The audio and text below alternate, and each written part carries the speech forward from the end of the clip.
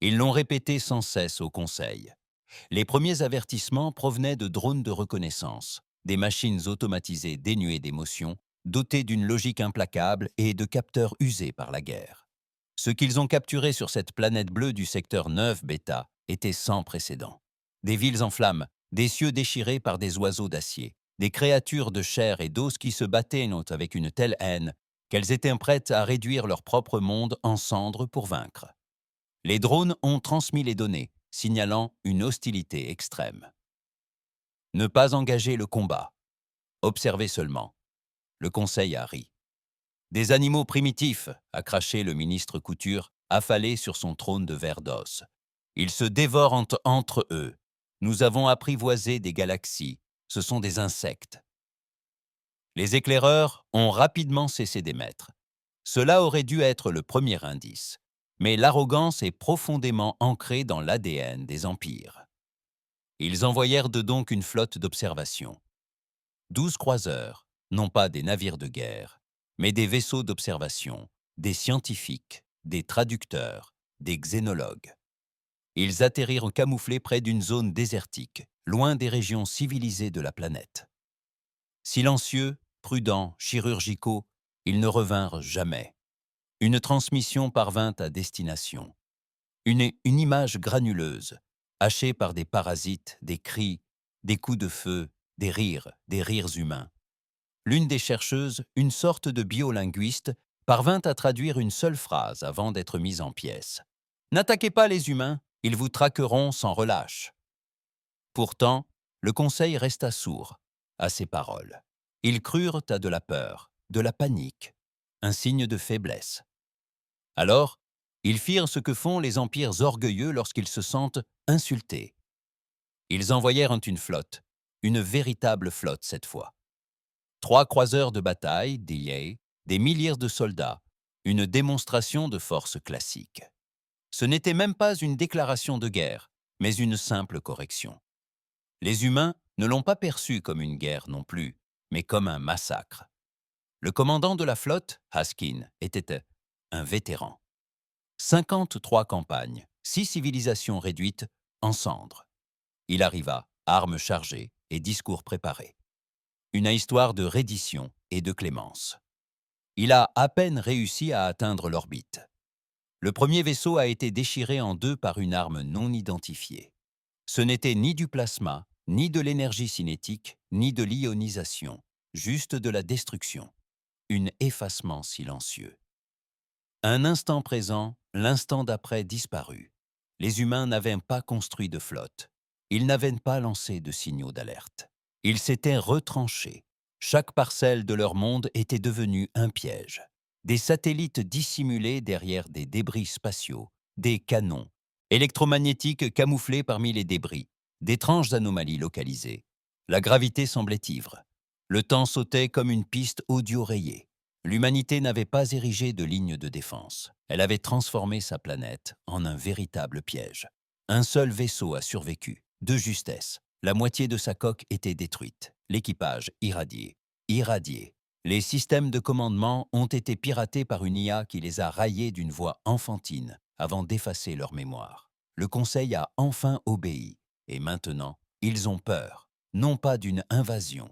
Les humains n'ont pas quitté la Terre. Ils en avaient pas besoin.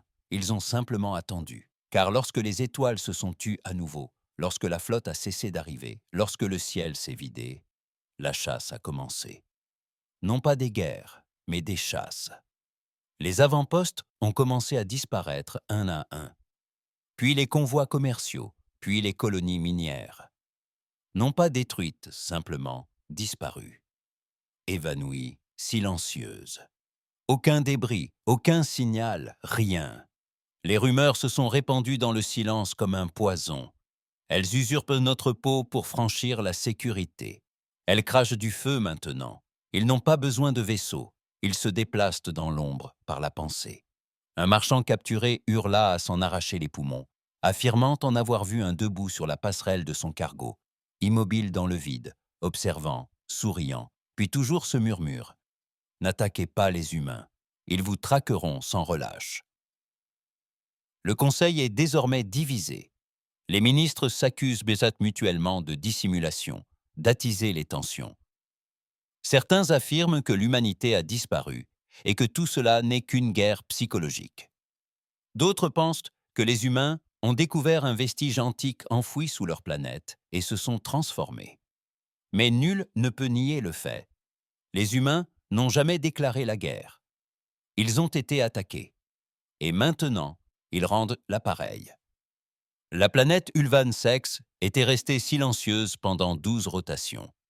Ce qui était étrange, c'est qu'elle avait été la colonie minière la plus active de la région. 40 000 personnes, des raffineries automatisées et une couverture satellitaire de qualité militaire. Le Conseil l'utilisait comme centre névralgique pour alimenter les campagnes extérieures riches, en ressources halieutiques et en composés énergétiques volatiles. Puis, sans prévenir, ce fut le noir complet. Aucune alarme, aucun appel de détresse, juste le silence. Autrefois, on aurait dépêché une petite patrouille de reconnaissance. Par prudence. Scanner la zone, analyser les radiations, vérifier s'il y avait des rébellions locales ou une panne du réacteur. Mais plus maintenant. Pas après l'incident. Pas après que les humains ont commencé à apparaître dans l'obscurité. Le Conseil a donc envoyé la 3e Légion, 6 destroyers, armement au complet, 2 vaisseaux de bombardement planétaire en orbite et un protocole de confinement prêt à l'emploi, au cas où le silence dégénérerait. À leur tête, le haut général Veric, surnommé le chien de Drenvar à travers les systèmes, célèbre pour briser les sièges et anéantir les rebelles, et dont la réputation de froideur était telle qu'elle pouvait glacer le magma. Ils n'avaient pas peur des humains, pas encore. Ils atterrirent brutalement, armes au poing, et déployèrent instantanément leurs mèches.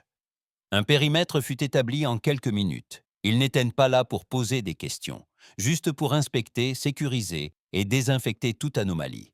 Mais Ulven 6 ne les accueillit pas par des tirs. Non, il les accueillit dans le silence. Veric sortit de son moyen de transport et scruta l'horizon. Du sable rouge, des montagnes noircies par la cendre.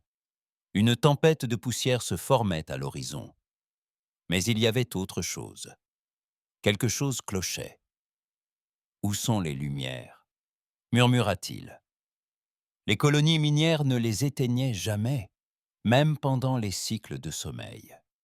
La lueur ambiante de l'industrie baignait habituellement la surface d'une faible pulsation. Les machines ne dormèrent jamais. La production ne s'arrêtait jamais. Mais ici, le noir complet. Aucun bourdonnement de générateur, aucun cliquetis de machine, juste le silence. Il se dirigea vers le centre névralgique, flanqué de sa garde d'élite. Les portes d'entrée étaient grandes ouvertes, comme en attente. À l'intérieur, les lumières vacillaient. De faibles éclairages de secours projetaient des ombres qui semblaient vivantes. « Thermique », ordonna-t-il. Ils ajustèrent tous leurs visières. Rien. Aucune signature thermique, pas même une chaleur résiduelle. « Sont-ils morts de froid ?» murmura un soldat. Veric pénétra dans l'atrium principal et s'arrêta. Là, au milieu de la pièce, était accrochée une bannière. Pas une bannière numérique, pas le logo du Conseil, mais un morceau de tissu brut, arraché à une toile et cousu à la main. Tissu noir, peinture rouge, une seule phrase. « Vous nous avez traqués. Maintenant, nous reprenons la traque. » La main de Varick se crispa sur son fusil à plasma. Un frisson lui parcourut l'échine, une sensation qu'il n'avait pas éprouvée depuis des décennies. Plus il s'enfonçait dans le complexe, plus le message devenait clair. Pas de sang, pas de corps, pas de débris. Mais les signes de panique étaient partout. Chaises renversées, tablettes éparpillées en plein enregistrement, nourriture à moitié consommée. Quoi qu'il se soit passé, tout a été rapide, soudain, trop rapide, pour que 40 000 hommes entraînés puissent réagir. Arrivé à la tour de commandement central, un soldat découvrit sur la vitre une inscription gravée au laser. un crâne humain, fictif. Un simple dessin stylisé, grossier, mais sans équivoque. En dessous, il y avait cette phrase « Vous auriez dû écouter vos éclaireurs ». Puis, plus rien, plus aucune lumière, plus aucun affichage tête haute, plus aucune interface d'armes. Les ténèbres les engloutiraient. Un cri retentit. Des coups de feu éclatèrent de toutes parts, sauvages et paniqués. Varric appela au calme, mais même sa voix fut noyée dans les grésillements des communications. Quelque chose se déplaça dans l'obscurité. Ni machine, ni ombre, ni silhouette, ni brefs éclairs de mouvement. Aucun glissement entre eux, aucun bruit de pas, aucune signature thermique. Pourtant, les hommes les sentaient. Des présences froides et scrutatrices, juste hors de portée, comme des loups encerclant leur proie. Un à un, les soldats commencèrent à disparaître. Pas de cris, pas de combat, juste le silence suivi de signes de vie disparus. 5 minutes plus tard, lorsque l'éclairage de secours se ralluma, il ne restait plus que 17 soldats sur 200. Aucun signe de l'ennemi, ni sang, ni corps. Ils avaient disparu. Au-dessus de la planète, les vaisseaux de commandement orbitaux du Conseil observaient la dégradation du flux de données. Les images vidéo vacillaient, les signaux se coupaient. Finalement, tous les systèmes s'arrêtèrent. Le protocole prévoyait qu'en cas de perte de contact et de suspicion de prise de contrôle hostile, une stérilisation orbitale serait effectuée. Le général Veric aurait dû donner l'ordre lui-même. Il ne l'a pas fait, car on n'a plus jamais eu de ses nouvelles. Avant même qu'il puisse décider de la suite, un objet a percuté l'un des vaisseaux orbitaux. Ni missile, ni rayon, juste un petit objet métallique, à peine plus gros qu'une capsule de fret. Mais il a transpercé le vaisseau comme s'il était en papier. Le projectile traversa le vaisseau de part en part, laissant une immense brèche et une traînée d'acier en fusion et hurlant. L'équipage à bord n'eut même pas le temps de réagir. Les vaisseaux survivants commencèrent à activer leurs boucliers, mais il était déjà trop tard. Les étoiles alentour s'illuminèrent, non pas à cause du feu planétaire, ni à cause de vaisseaux émergeant d'un saut spatial, mais à cause des débris. Des vaisseaux humains, si l'on peut les appeler ainsi, rouillés, hideux, asymétriques, construits à partir de pièces de récupération, d'anciennes coques coloniales, de réacteurs à fusion obsolètes, mais réutilisés, brutalisés, modifiés pour une seule chose, la destruction. Ce n'étaient pas des flottes, c'étaient des monstres de métal. La flotte orbitale tenta de battre en retraite, mais les moteurs de saut tombèrent en panne. Des distorsions gravitationnelles localisées déformaient l'espace autour de la planète. Quelque chose perturbait les lois de la physique. C'est alors que les humains commencèrent à émettre. Un seul mot, répété sans cesse. Fuyez. Aucune déclaration formelle, aucune exigence, juste cet ordre.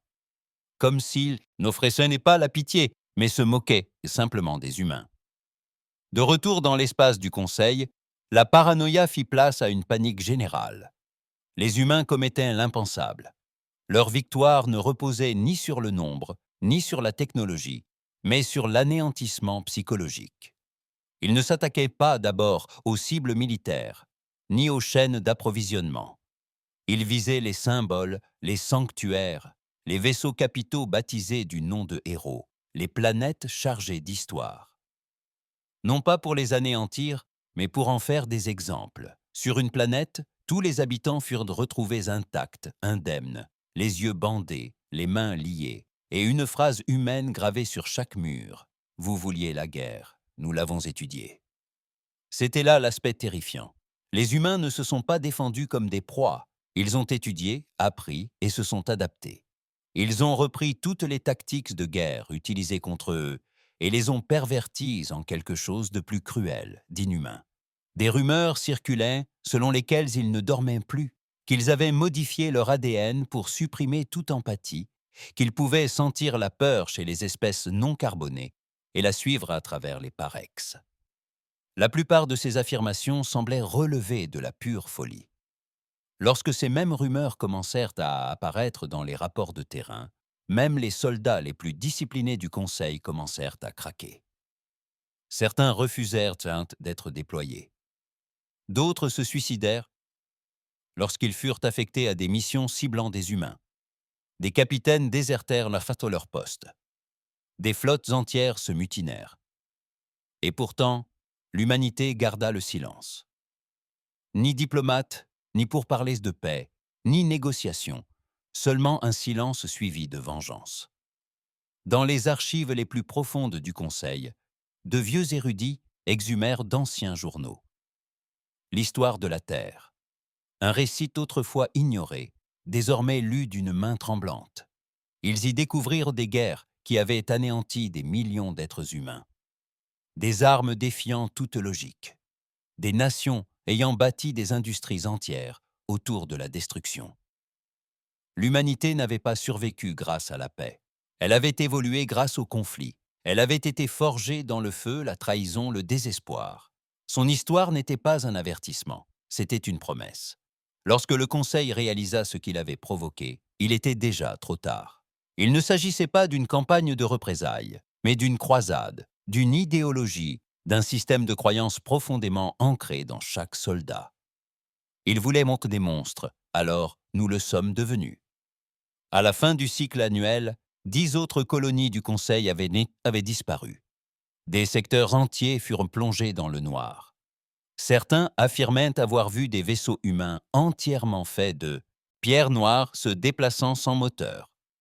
D'autres parlaient d'une nouvelle arme, une sorte de virus de lumière qui infectait la technologie et la retournait contre elle-même. Mais tous les témoignages se terminaient de la même façon. Un message final, bref et glaçant. N'attaquez pas les humains, ils vous traqueront sans relâche. Il restait un endroit que les humains n'avaient jamais foulé. Turvana Prime, la couronne du Conseil.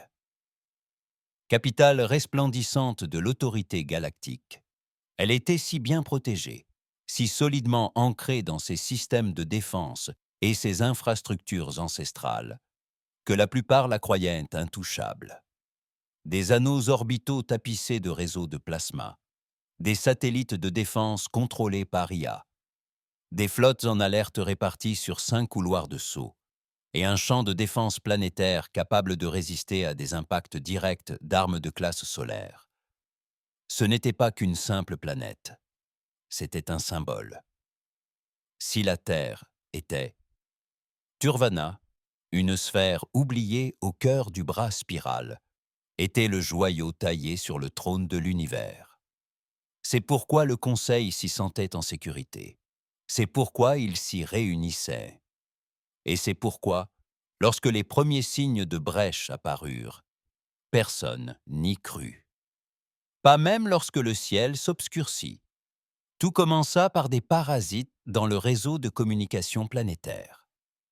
Puis vinrent les fluctuations magnétiques. Mineures, mais étranges. Toutes les quelques heures, la lumière faiblissait, le courant vacillait, et l'air semblait plus lourd. Au début, les ingénieurs ont incriminé des tempêtes solaires ou des anomalies cosmiques. Mais le ministère des Sciences du Conseil n'a trouvé aucune cause, ni dans la nature, ni dans les données. Puis, quelqu'un a découvert la source des interférences, la Lune, ou ce qu'il en restait. Leurs lunes étaient creusées de l'intérieur, rongées par une sorte de structure extraterrestre. Ce n'était ni mécanique ni biologique. C'était humain, une technologie hybride. Le Conseil ne la reconnut pas. À moitié recouverte, à moitié développée. Ils l'appelèrent la racine obscure. Lorsqu'ils envoyèrent des flottes enquêter, il était trop tard. Les lunes n'explosèrent pas. Elles s'ouvrirent. Des structures en forme de pétales se déployèrent lentement à l'intérieur. Un métal noir maladif s'étendait dans l'espace comme une fleur cadavre en pleine floraison. Chaque pétale abritait des armes jamais vues auparavant. Silencieuses, bourdonnantes, froides. Elles ne tiraient pas de rayons. Elles ne lançaient pas de missiles. Elles émettaient des signaux. Des vibrations de basse fréquence ont secoué l'atmosphère de Turvana Prime jusqu'en son cœur. Puis, le silence s'est fait. Plus aucune communication, plus aucun réseau de défense, tout. Tous les vaisseaux en orbite se sont arrêtés. Tous les drones, tous les satellites, jusqu'à la moindre munition et la moindre cellule énergétique sur la planète. Un silence total régnait dans la salle du Conseil. La panique s'est propagée comme une traînée de poudre. Les ministres hurlaient. Les gardes de sécurité dégainaient des armes désormais inopérantes. Les généraux hurlaient dans leurs oreillettes muettes. Ils ne comprenaient pas. Ce n'était pas la guerre. Ce n'était même pas une invasion. C'était la domination.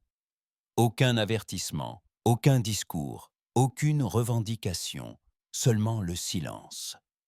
Puis, comme si un dieu antique avait répondu aux cris des désemparés, quelque chose tomba du ciel. Ni vaisseau, ni capsule, juste une cage, un long cercueil de métal, noir comme la nuit, qui s'écrasa au centre de la place de la capitale, avec une force telle qu'il fissura les fondations de marbre. Il siffla en s'ouvrant. La créature à l'intérieur ne rampa pas pour sortir. Elle marcha. 2 jambes, sans armure ni casque, humaine, ou du moins l'avait-elle été. Sa peau était pâle, presque translucide. Des veines luisaient d'un bleu pâle sous la surface. Ses yeux étaient des puits noirs, sans profondeur et brûlants. Des tatouages ornaient ses bras, des symboles dans d'anciennes langues terriennes, des termes de guerre, des noms, des bilans de mort. Ce n'était pas un diplomate. Ce n'était pas un soldat. C'était un message incarné. Il traversa le chaos d'un pas calme. Ni armes, ni bouclier, et personne ne tenta de l'arrêter. Car à cet instant, tous les êtres de Turvana Prime comprirent la même chose. Il n'avait pas besoin d'armes. Il était l'arme. Dans les archives centrales, un jeune technocrate nommé Rain s'était barricadé derrière des portes blindées. Ce n'était pas un soldat. Il n'était pas courageux. C'était simplement quelqu'un qui lisait trop. Il avait étudié les humains après les premières attaques contre les colonies. Il ne croyait pas à la propagande, aux rapports simplistes qui les dépeignaient comme des sauvages ou des primitifs. Il voyait la vérité. Il voyait l'histoire que personne ne voulait reconnaître. Une race qui avait appris à tuer bien avant d'apprendre à voler. Une espèce qui avait transformé la peur en science, le chagrin en invention et la souffrance en religion. Il avait lu des récits sur la dernière guerre mondiale, les extinctions massives, les catastrophes auto-infligées. Il avait lu des articles sur Hiroshima, l'Holocauste, le Rwanda, les guerres de l'eau menées par les entreprises, l'ascension et la chute des idéologies, la renaissance violente des nations. Il savait ce que le Conseil ignorait, que l'humanité n'était pas destinée à survivre. Elle avait pourtant survécu en se transformant. L'homme sur la place leva les mains, non pas en signe de reddition, mais de protestation. Et à travers la ville, les gens commencèrent à mourir. Pas de balles, pas d'explosion, juste un son, à peine audible, insonique.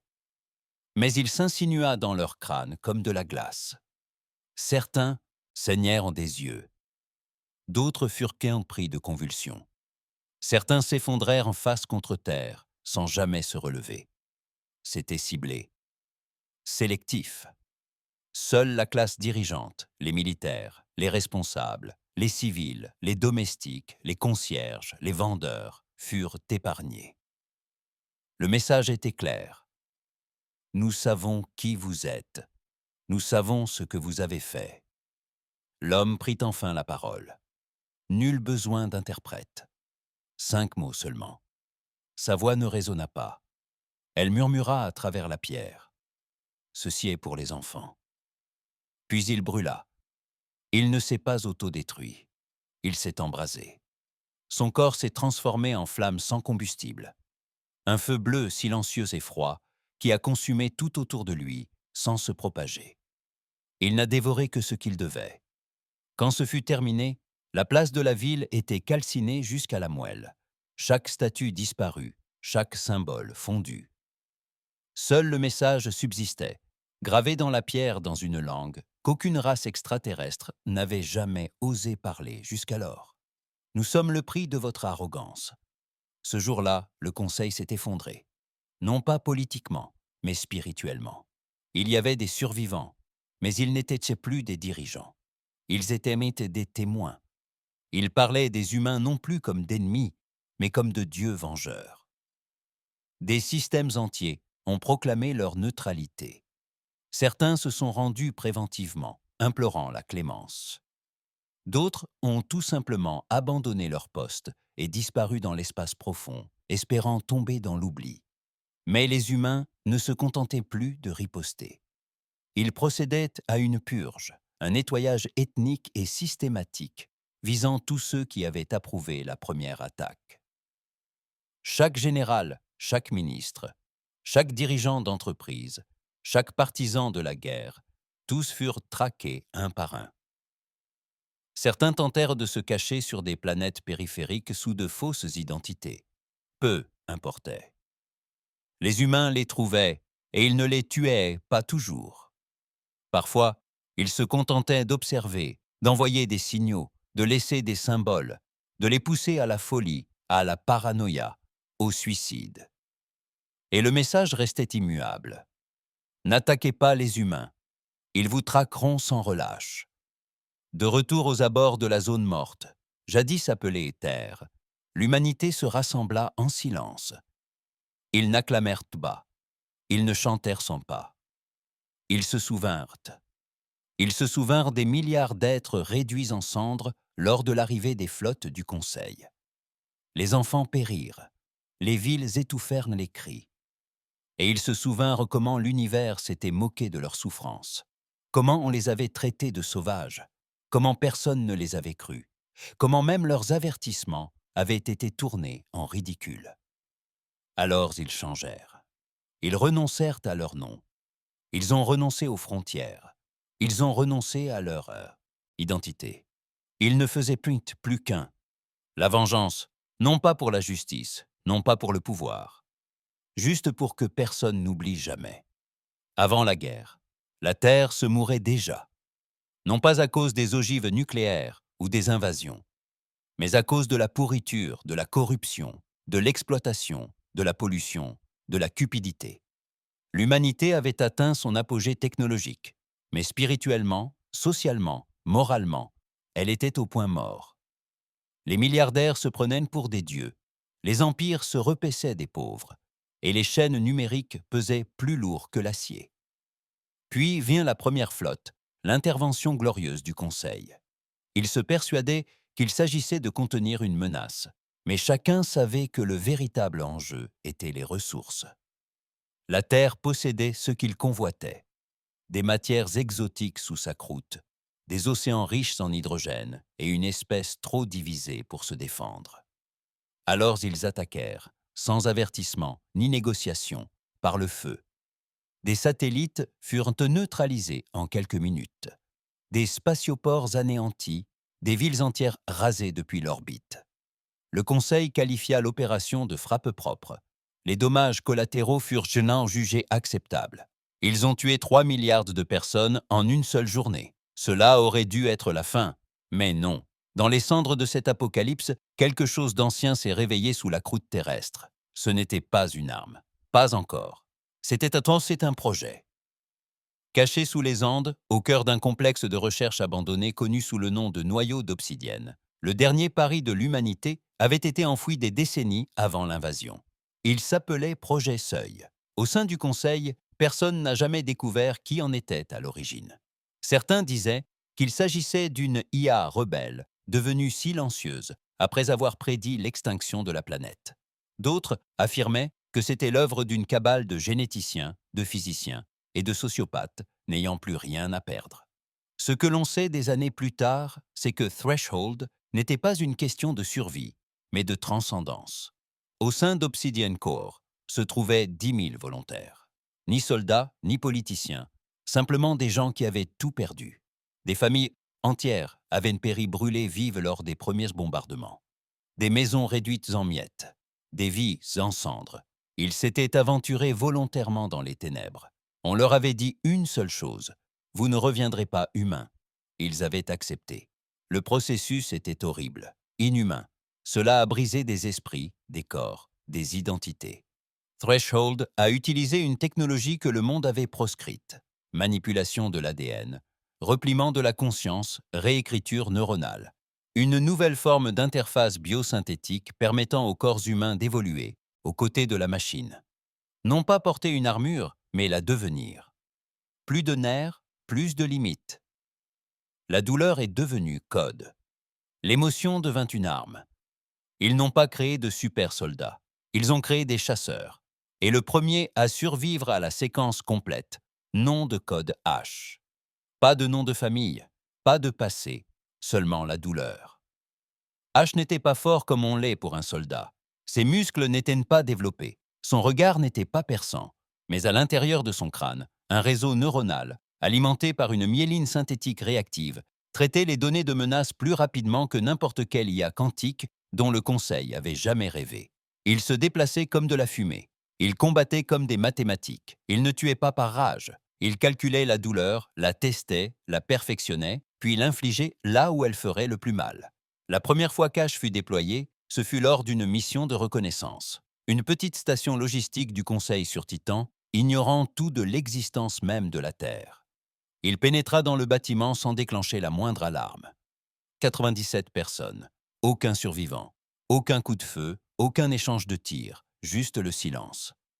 Les dernières images enregistrées montrent un technicien du Conseil marchant dans un couloir, puis s'arrêtant, clignant des yeux, fixant la caméra comme s'il venait d'entendre quelque chose derrière ses yeux.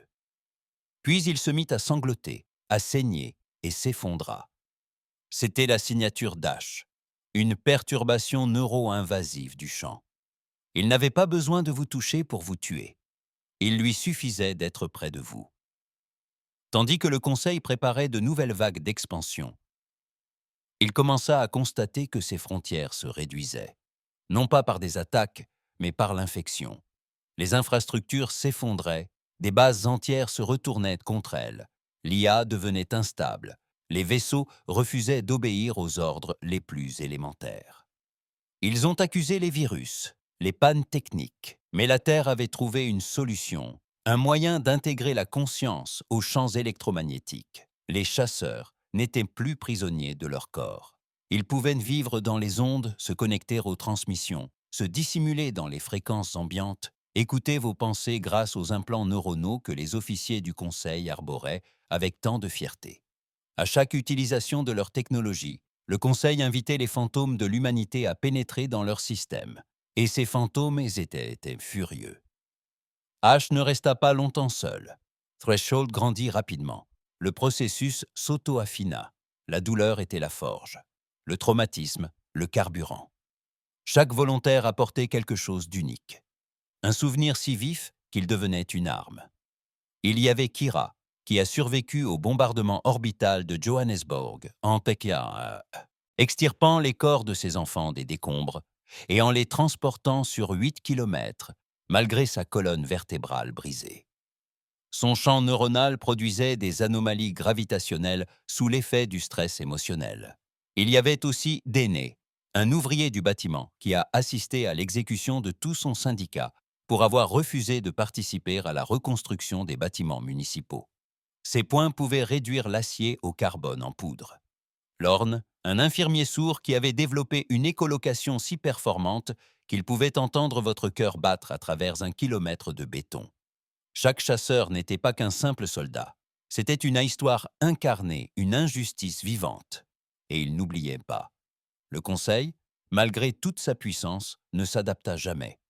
Il croyait toujours à la force du nombre, à la stratégie fondée sur les statistiques, au commandement hiérarchique. Mais les chasseurs n'obéirent pas. Ils ne communiquèrent pas. Ils ne se coordonnèrent pas par signaux. Ils se déplaçaient comme des loups, silencieux, réactifs, guidés par leur instinct et partageaient la souffrance. Un général du Conseil déclara un jour, avant que sa forteresse ne soit prise d'assaut, « C'est comme combattre un cauchemar qui vous hante. » Car les chasseurs ne se contentaient pas de tuer, ils faisaient des exemples. Ils ont gravé ton visage dans les murs de ton centre de commandement. Ils ont retransmis ton dernier souffle sur ta planète natale. Ils ont inscrit tes crimes dans tes os. Justice? Aucun souvenir. La Terre n'a jamais reconquis les étoiles. Elle n'en avait pas besoin. Elle a laissé la peur s'en charger. Des centaines de mondes ont sombré dans l'obscurité d'eux-mêmes. Abandon des postes, destruction de satellites, effacement des cœurs d'IA, destruction de bibliothèques de plans de guerre, de peur qu'un chasseur ne les découvre. Le Conseil a tenté de dissimuler la vérité, de manipuler l'information, mais il n'a pu cacher ce qui se passait. Lorsque des enfants d'autres planètes ont commencé à faire des cauchemars de la Terre, sans qu'on leur ait jamais parlé de la guerre. Lorsque des IA ont commencé à dessiner des visages humains sans qu'on leur demande. Lorsque des espèces entières ont commencé à développer une peur instinctive du noir. Ils ont alors compris quelque chose de terrifiant. Les chasseurs avaient transcendé la biologie. Ils s'étaient aventurés dans l'inconscient collectif. Histoire, peur, cauchemar. L'humanité n'avait plus besoin de vaisseaux. Ils voyageaient à travers les mythes et la terre. Le silence y régnait. Aucune transmission, aucun ambassadeur. Juste une planète mourante devenue terre sacrée. Un lieu que nul n'osait approcher, car tous savaient qu'il était enfoui sous les cendres et la glace, au plus profond des entrailles de la terre. Le projet Seuil était toujours au chaos et toujours en cours, et d'autres assaillants approchaient. Plus d'âmes brisées, plus de souffrance, plus de colère, plus de chasseurs. Le dernier bastion du Conseil, situé sur une lune taillée dans une citadelle de guerre, tenta une ultime riposte. Ils envoyèrent tant une flotte entière, 60 vaisseaux de guerre, 6 millions de soldats et des centres de commandement pilotés par l'IA. La réponse? Un seul chasseur, H. Il n'arriva pas à bord d'un vaisseau. Il apparut soudainement. Nul ne sait comment. Certains disaient qu'il venait des confins de l'espace. D'autres, qu'il avait surgi des rêves du commandant du Conseil.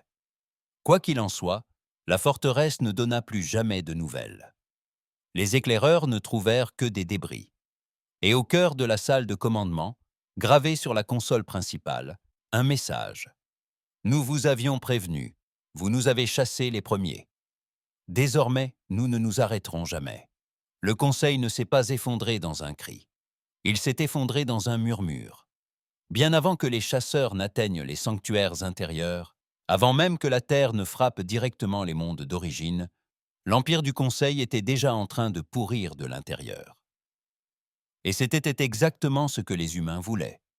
Ils n'avaient pas besoin de tirer sur les vaisseaux capitaux. Ils n'avaient pas besoin de bombarder les villes. Il leur suffisait d'attendre, car la peur, la vraie, viscérale, paralysante, est une arme qu'aucune armée ne peut combattre. Et le Conseil s'en est donné les moyens. La paranoïa a commencé dans les avant-postes. Un capitaine disparaît, aucune trace de lutte, aucun corps retrouvé.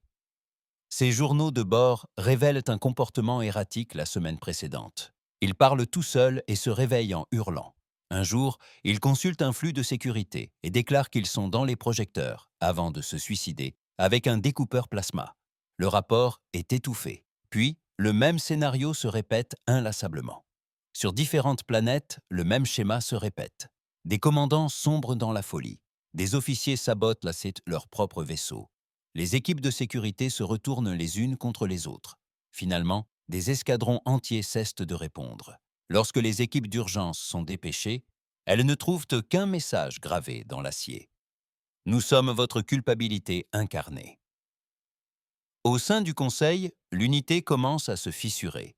Les technocrates, ceux qui contrôlent la circulation de l'information et l'infrastructure numérique, réclament des pouvoirs d'urgence. Ils prétendent pouvoir stopper l'infestation de données humaines, une force invisible et mythique censée corrompre l'Empire tout entier. Les maîtres de guerre, la vieille garde militaire, pensent qu'il s'agit d'une infestation psychologique. Ils exigent de la loi martiale l'élimination des citoyens soupçonnés d'être infectés et le déploiement d'équipes d'intervention dans les secteurs soupçonnés d'être sous influence humaine. Les experts en génétique, quant à eux, murmurent en quelque chose de bien pire. Ils observent d'étranges changements de comportement chez les nouveau-nés de dizaines d'espèces. Une augmentation des réactions de peur instinctive face à l'ombre, au froid et aux voix humaines. Ils craignent que les humains n'aient réveillé quelque chose d'ancien, une fréquence biologique, un virus neurosymbolique qui se propage non par le code ou la lumière, mais par les récits. Chaque enfant qui rêve de la terre, dit un religieux, est un champ de bataille que nous avons déjà perdu. On les chasse de la salle en riant. 3 jours plus tard, la moitié de l'assemblée est morte. Ni bombe, ni balle, des suicides. Certains ont avalé du poison. D'autres se sont jetés dans les flammes. Un pasteur s'est poignardé au cou en direct, répétant ces mots. Ils savent ce que nous avons fait. Ils se souviennent de tout. La diffusion fut interrompue, mais pas avant que 20 milliards d'êtres ne l'aient vu. Et soudain, tous se souvinrent. Ce dont ils se souvinrent, c'était de la vérité. La terre les avait avertis. L'humanité avait imploré non pas la pitié, mais du temps. Du temps pour se rétablir, du temps pour s'adapter, du temps pour survivre. Le Conseil avait voté l'attaque malgré tout, non par nécessité, mais par opportunisme, car les humains étaient faibles, dispersés, exploitables, parce qu'ils étaient laids, bruyants, rebelles, incontrôlables, parce qu'ils craignaient ce que les humains pourraient devenir s'ils étaient laissés à eux-mêmes. Alors ils ont frappé les premiers. Et maintenant, cette culpabilité s'était muée en une véritable épée de Damoclès. Des systèmes entiers commencèrent à se rebeller, non pas contre l'humanité, mais contre le Conseil lui-même. Des planètes autrefois fidèles à l'ordre galactique commencèrent à couper les communications, déclarant leur neutralité. Certaines invitaient ouvertement les humains à les visiter non par alliance, mais par pure terreur. Elles pensaient qu'en avouant la vérité, elles seraient peut-être épargnées. Le Conseil les traita de traîtres, mais n'envoya pas de vaisseaux de guerre, car les siens avaient cessé d'obéir. Aux confins de la galaxie Perside, l'amiral Torven de la 5e flotte stellaire reçut l'ordre direct de bombarder une colonie soupçonnée d'influence humaine. Il refusa, non par sympathie pour les humains, mais parce que la dernière fois qu'un de ses amiraux avait obéi à cet ordre, il avait disparu. 2 semaines plus tard, son vaisseau dérivait, l'équipage disparut, chaque centimètre carré de son intérieur recouvert d'une substance semblable à de la cendre, qui chuchotait au toucher. Torven prit une décision. Il fit demi-tour avec sa flotte.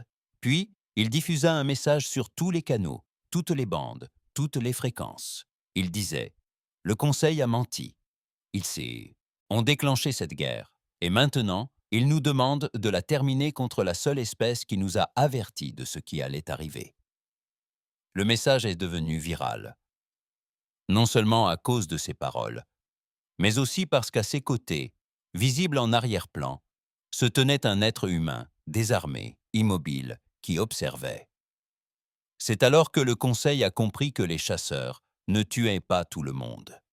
Ils épargnaient certaines personnes, commandants, journalistes, pilotes, techniciens, ceux qui avaient une conscience, ceux qui disaient la vérité, ceux qui pouvaient semer le doute. Car l'humanité avait compris quelque chose que le Conseil n'avait jamais compris. Les mots sont plus tranchants que la guerre. Pendant ce temps, sur Terre, le ciel restait obscur. Aucune diffusion, aucune menace, aucune annonce de victoire. Juste ce silence immuable. La surface restait en grande partie inhabitée, recouverte de cendres et de glace.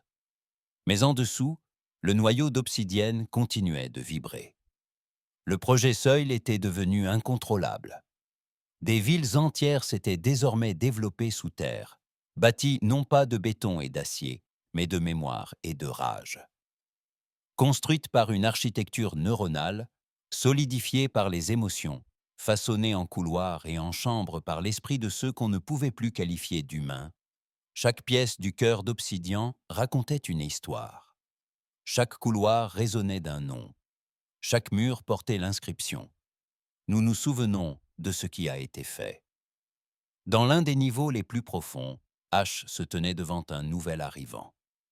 Un jeune homme, pas plus de 20 ans, la peau encore à vif après sa transformation.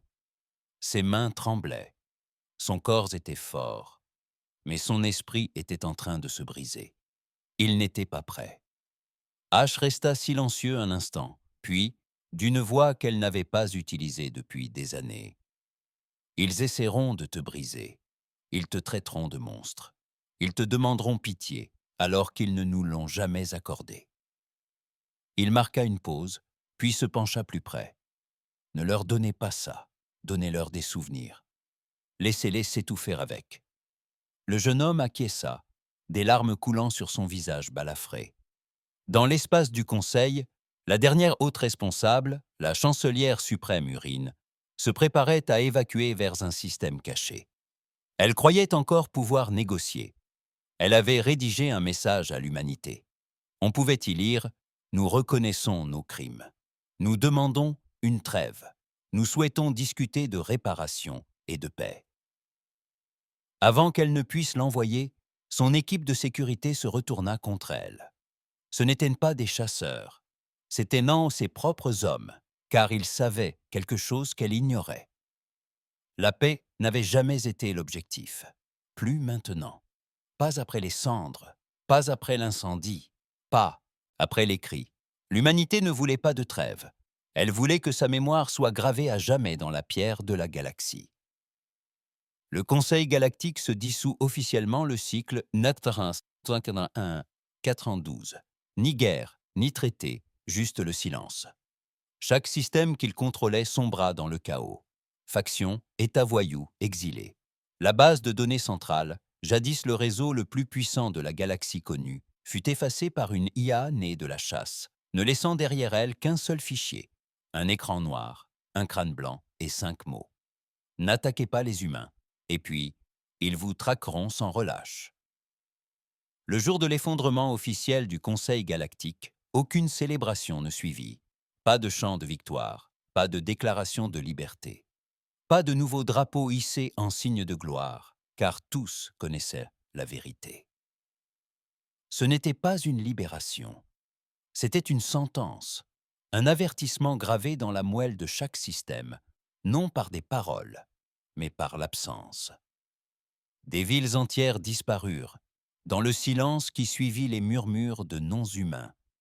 Des symboles de chasseurs commencèrent à apparaître non seulement sur les ruines des conseils, mais aussi sur les murs, les portes, les armes, et même dans les rêves.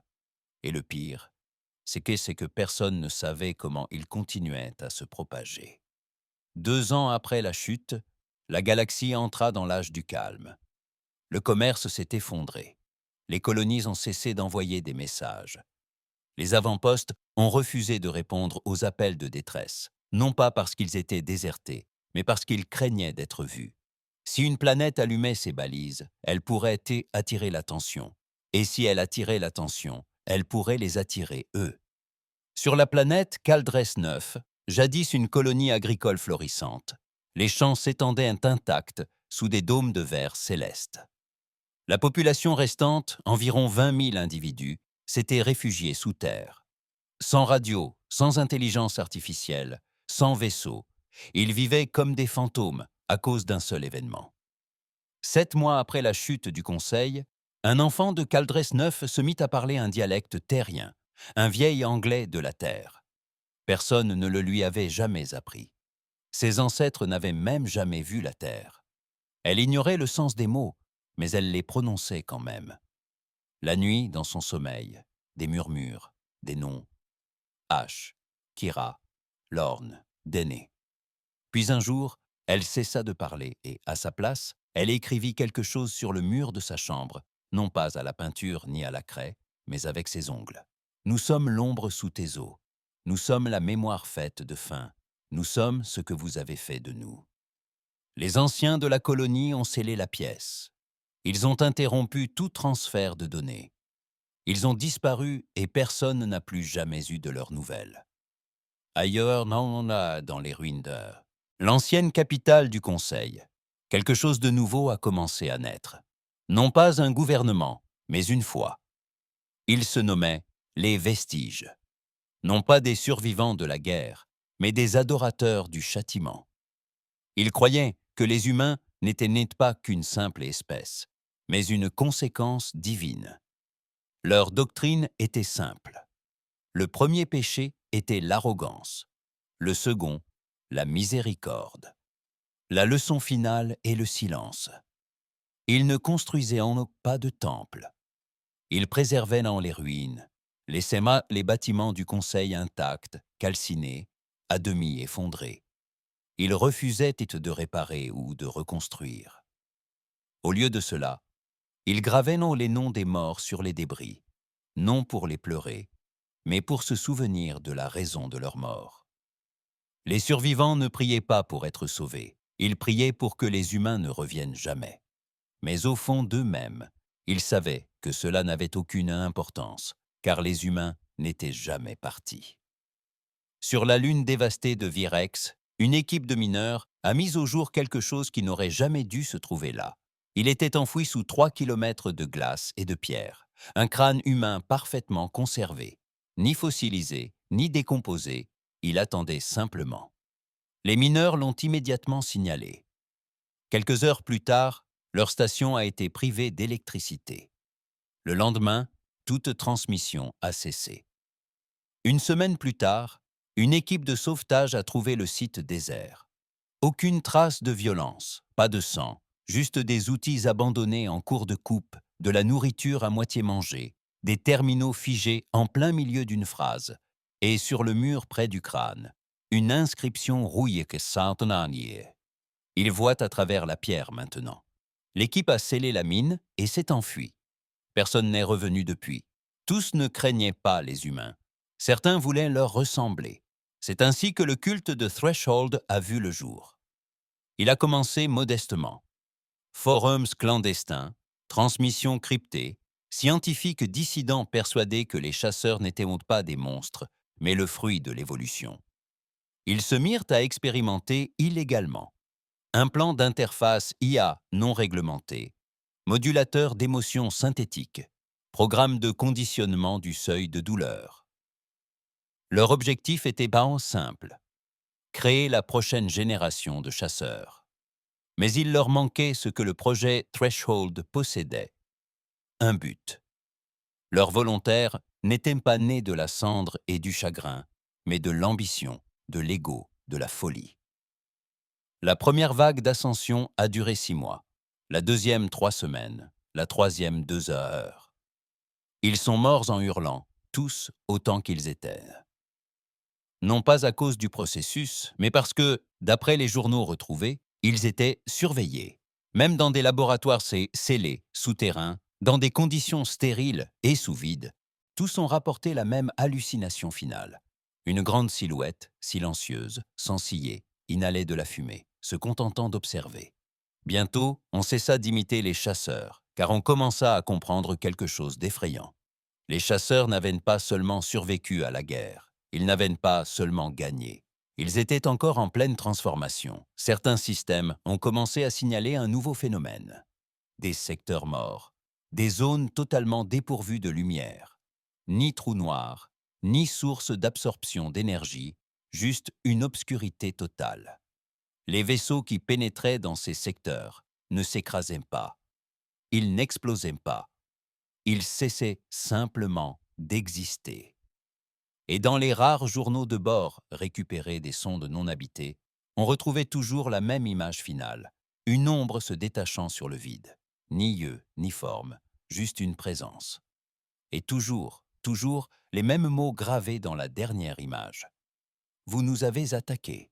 Vous pensiez qu'on oublierait.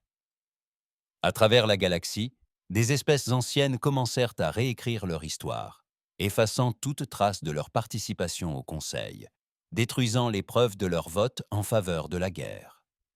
Certains allèrent jusqu'à détruire leurs propres archives, réduisant en cendres des siècles de savoir pour effacer toute trace de leur rôle dans les souffrances de l'humanité.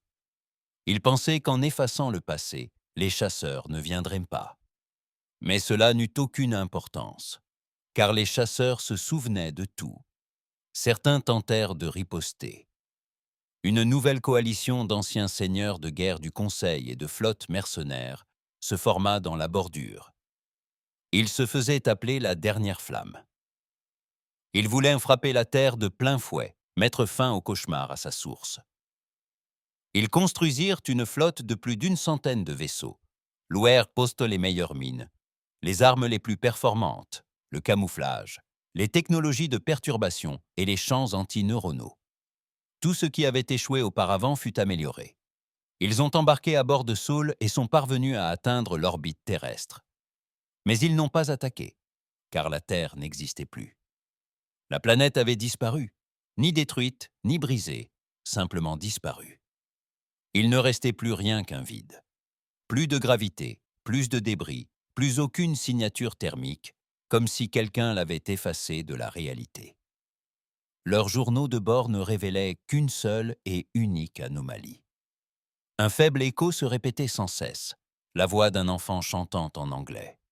Nous faisons le tour de la Terre. Cendre, cendre, tout retombe. Puis des parasites, puis le silence, puis plus rien. On n'entendit plus jamais la dernière flamme. La galaxie cessa d'essayer après cela. Plus de plans de guerre, plus de coalitions, juste le silence et la survie. Chaque monde social débrouille désormais seul. Ils craignent de parler trop fort, de briller trop fort, de se souvenir trop ouvertement. Car s'il y a une leçon qu'ils ont apprise, s'il y a une vérité gravée dans les galaxies comme des cicatrices, c'est celle-ci. L'humanité n'a jamais cessé de chasser. Ils n'ont plus besoin de vaisseaux. Ils n'ont plus besoin de planètes. Ils existent dans la peur que vous transmettez à vos enfants, dans les rêves que votre IA refuse d'analyser, dans le froid que vous ressentez lorsque le courant vacille. Ils sont le prix de l'arrogance. Ils sont la vengeance des oubliés. Ils sont l'histoire chuchotée quand toutes les lumières s'éteignent. On n'avait plus vu H depuis près de 10 ans. Ni les flottes mourantes, ni les colonies en déclin. Pas même pour les chasseurs qui murmuraient encore son nom dans les fréquences neuronales et les symboles gravés sur leurs os. Mais sa présence persistait dans les lieux où les systèmes s'éteignaient du jour au lendemain, dans les vides où la lumière refusait d'exister, dans les rêves d'anciens soldats qui n'avaient jamais combattu d'humains et qui se réveillaient pourtant en hurlant son nom. Certains disaient qu'il était parti. D'autres disaient qu'il avait transcendé, qu'il était devenu plus qu'un corps, plus qu'une machine. Mais une vérité, murmurée à travers les systèmes mourants, comme le vent dans les cimetières, persistait. H n'avait pas dit son dernier mot. Le dernier bastion de chasseurs, enfoui profondément, sous la croûte en fusion de Nairo 6, n'était plus qu'une ruine. Un tombeau sculpté dans la pierre par des esprits qui n'utilisaient plus leurs mains. Ce lieu n'avait pas été construit. Il avait été créé par la mémoire. Les murs vibraient faiblement des pensées de ceux qui y avaient vécu. Des échos de rage, de chagrin, de détermination. Il ne restait que 3 chasseurs. Ils ne parlaient pas. Ils ne bougeaient que lorsqu'on les appelait. Ils étaient vieux, non pas par l'âge, mais par le poids. Des siècles de mémoire étaient gravés dans chaque fibre de leur chair altérée. Ils ne portaient pas d'armure. Ils étaient l'armure. Leur nom était depuis longtemps oublié, mais les vestiges leur avaient donné des titres.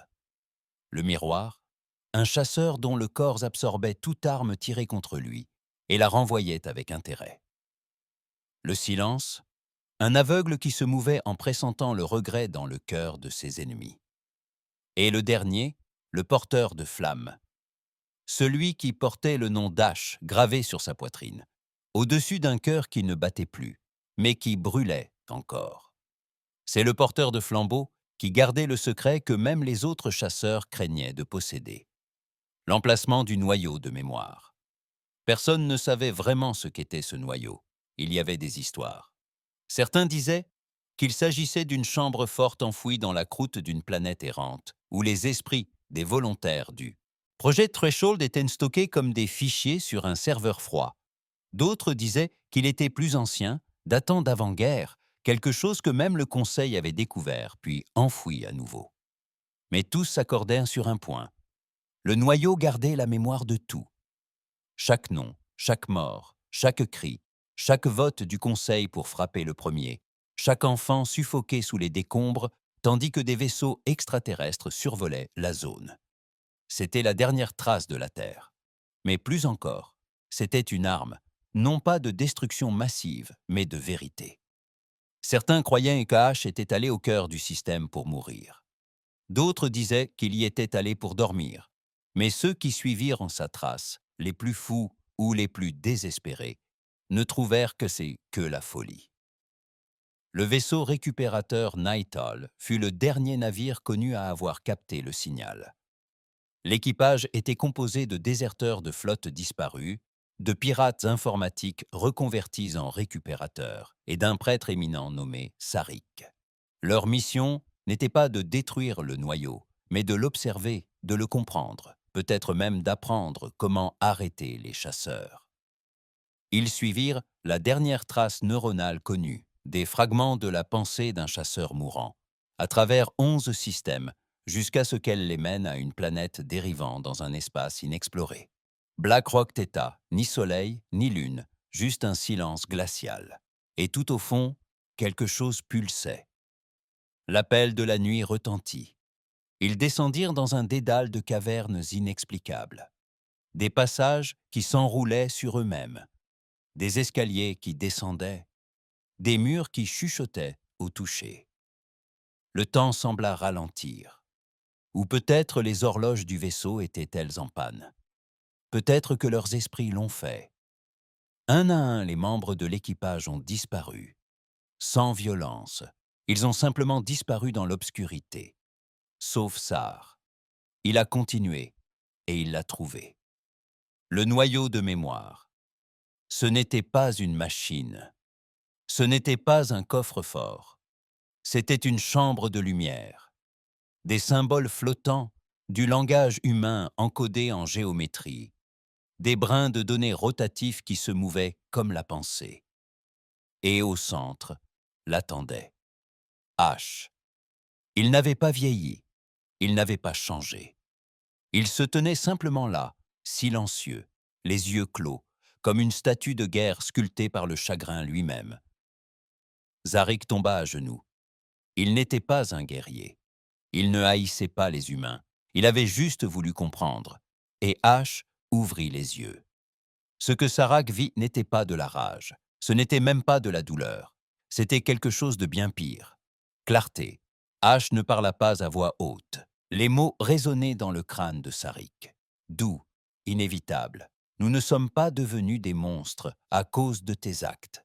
Nous sommes devenus des monstres parce que tu nous as montré. Comment? Tu nous as appris à piller une planète pour son sang. Tu nous as appris à mesurer la valeur à l'aune du silence. Tu nous as appris que la paix est une faiblesse et la pitié une illusion. Vous avez allumé le feu. Nous avons simplement refusé de l'éteindre. Alors H s'est écarté et a laissé Sarik contempler le noyau dans toute sa splendeur. Ce n'était pas seulement un témoignage de guerre, c'était un miroir, une simulation parfaite de chaque vie perdue lors de la première attaque. Chaque pensée, chaque dernier souffle, des milliards de consciences humaines figées dans leur ultime instant. Chaque fois que quelqu'un accédait au noyau, il revivait la scène, non pas en observateur, mais en victime. Sarik hurlait, et le noyau continuait de le lui montrer. Des enfants se tenant la main sous des écoles en ruine. Des infirmières coincées sous les décombres, tentant encore de secourir les autres. Des vieillards tenant des photos tandis que le feu s'abattait. H le regardait. Et, quand Sarik s'est effondré, le nez en sang, tremblant, brisé. H a dit une dernière chose. Nous ne voulions pas nous venger. Nous voulions que vous vous souveniez.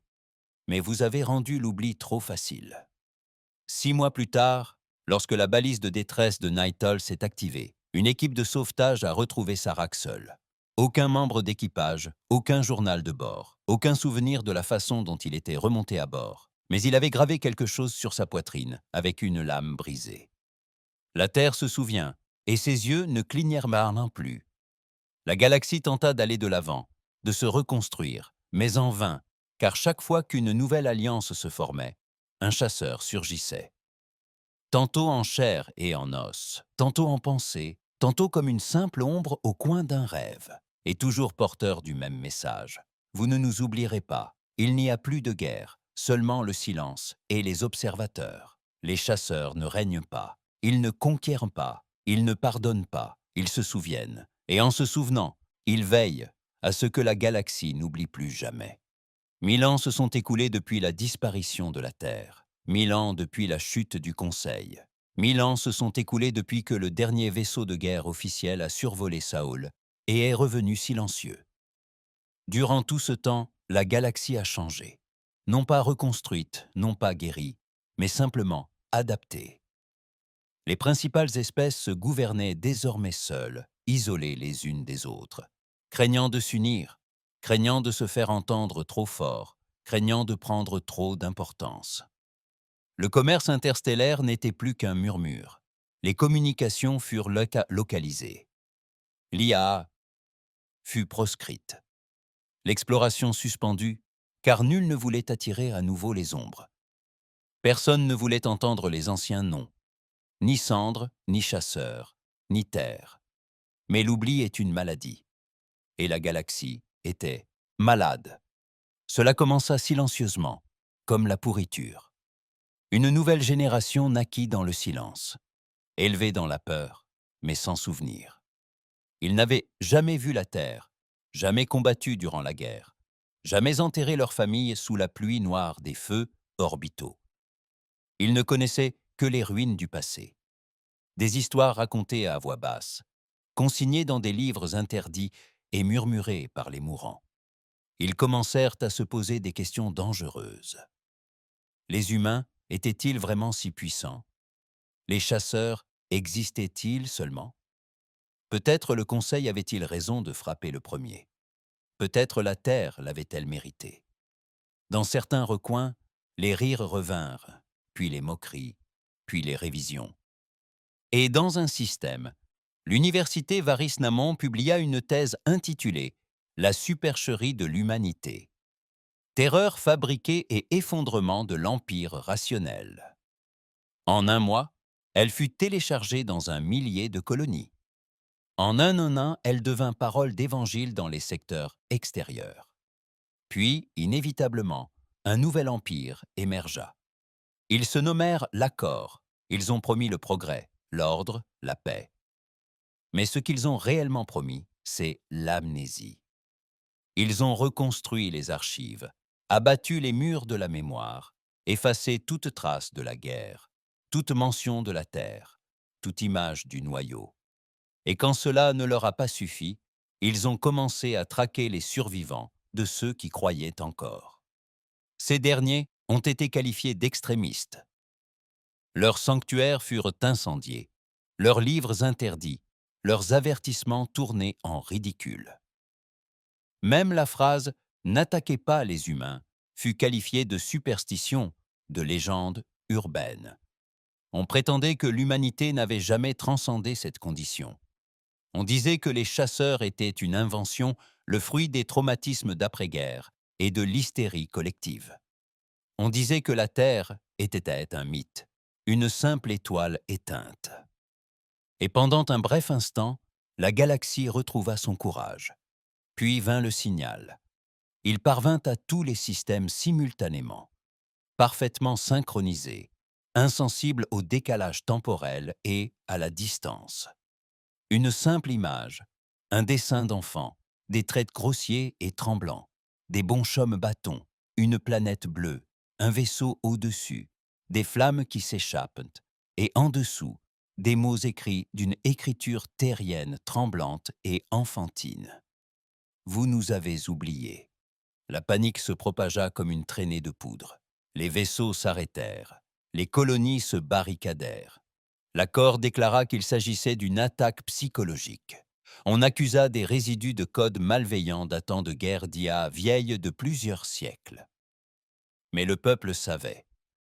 Il savait ce qui suivait les murmures, ce qui venait après les signaux, ce qui survenait toujours après l'oubli. L'accord envoya une flotte enquêtée. Ils suivirent l'écho d'instinct, l'écho des signaux. Cela les mena à Saul. Et ce qu'ils y trouvèrent n'était pas le néant. Plus maintenant. La Terre était de retour, ni en orbite, ni dissimulée. Elle était tête revenue, ou peut-être avait-elle toujours été là, flottant dans le froid, silencieuse, mais différente. Il n'y avait ni satellite, ni station, ni signe de vie. Juste la planète, entière, intacte, vierge, comme si la guerre n'avait jamais eu lieu. La flotte a envoyé des drones, des scanners, des équipes d'atterrissage. Tout était normal. Aucune radiation, aucun risque biologique. Seulement des arbres, des océans, des nuages. Mais aucun humain, aucune ville, aucune vie. Juste une terre parfaitement silencieuse. Un officier a atterri dans les ruines de ce qui fut New York. Il a marché parmi des tours verdoyantes envahies par la végétation, à travers des fenêtres sans vitres et des carcasses de voitures rouillées enfouies sous l'herbe. Et il a trouvé une maison. Il a ouvert une porte. À l'intérieur, sur une table recouverte de poussière, se trouvait un unique appareil, un cube noir qui pulsait faiblement. Il le toucha et le noyau s'ouvrit. Il vit tout. La guerre, les cris, les votes, la justification du conseil, la stérilisation des enfants, les brûlures orbitales, les rires. Il vit la douleur de la Terre, il la ressentit chaque seconde. Puis, il vit ce qui suivit. Le premier chasseur du seuil, H, les campagnes, le silence, la décision, ce qu'était réellement le noyau. Non pas une simple chambre de mémoire, mais une sentence, un jugement écrit par les morts, porté par les brisés, prononcé par le dernier survivant. Il tomba à genoux, en larmes, et implora la mort. Elle ne vint pas, car le noyau n'était pas là pour le tuer. Elle était là pour le lui rappeler, comme elle l'avait fait 1000 fois auparavant. La flotte était revenue, endommagée, silencieuse, non pas physiquement. Leurs vaisseaux étaient intacts, mais leurs esprits brisés. Chaque membre d'équipage était soit muet, soit répétait sans cesse des fragments de l'histoire de la Terre. Des noms, des numéros, des moments. Et au centre de leur paume, une marque, ni brûlure, ni coupure. Juste un symbole. Le crâne humain dessiné en silence, gravé non pas sur la chair, mais sur la conscience. L'accord tenta de le dissimuler, de le manipuler, mais le message s'était déjà répandu. Le noyau s'était ouvert. La Terre n'avait plus besoin de se cacher. Le message était passé. Le souvenir avait été enfoui assez longtemps. Désormais, il deviendrait loi. À travers la galaxie, le noyau s'éveilla en fragments, désormais dispersés. Chaque fois que quelqu'un niait la guerre, une vision surgissait. Chaque fois qu'un enfant riait du mythe, un cauchemar s'ensuivait. Chaque fois qu'un monde tentait de renaître sur les ruines du passé, les cendres retombaient. Les chasseurs avaient disparu. Plus de chair, plus besoin d'eux. Ils avaient accompli leur devoir. La galaxie n'avait plus besoin de peur. Elle avait besoin de vérité. La vérité sur les conséquences de l'arrogance. La vérité sur le prix de l'oubli. La vérité sur ce que signifie anéantir une espèce et espérer la paix. Au final, la Terre n'a pas conquis les étoiles. Elle n'a pas effacé les empires. Elle n'a pas instauré un nouvel ordre galactique. Elle a simplement rappelé à l'univers une force bien plus puissante. Les morts n'oublient pas, les brisés ne pardonnent pas, et les chassés finissent par devenir les chasseurs. Avec le temps, une nouvelle phrase a remplacé les anciens avertissements inscrits dans tous les livres pour enfants, gravés sur la coque de chaque navire, et imprimés au fer rouge dans l'esprit de chaque chef et de chaque soldat. La Terre observe, et surtout, n'attaquez jamais les humains, ils vous traqueront sans relâche.